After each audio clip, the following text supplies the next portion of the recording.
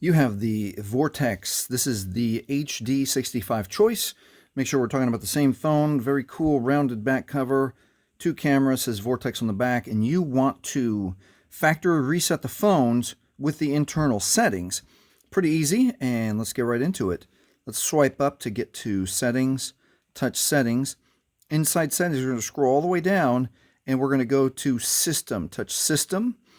Inside system, we have reset options. And inside reset options, we have erase all data, factory reset.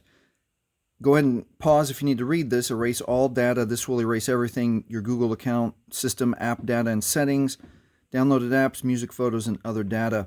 Now, the one thing it does not erase on your Google account, if you have set up your phone with your Google or Gmail account, and especially if you've turned on Find My Device, you will be required then to log back into your Google account to be able to use the phone again. So if you are factory resetting your device to pass to like a family member or child, or if you're turning it back into your company, keep that in mind. So you have to go all the way back inside of your settings, and the easiest way is going to be probably in security, and then go to Find My Device.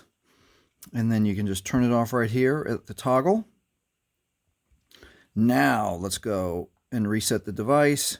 Go all the way back to system. Go back to reset options.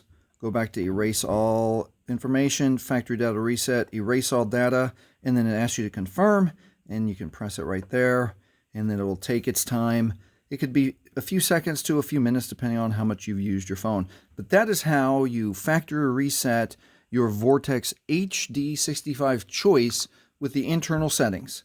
Hey, if this has helped you, please subscribe. Thank you for watching. And if you want to watch a video about how to make your phone run faster, watch this one next.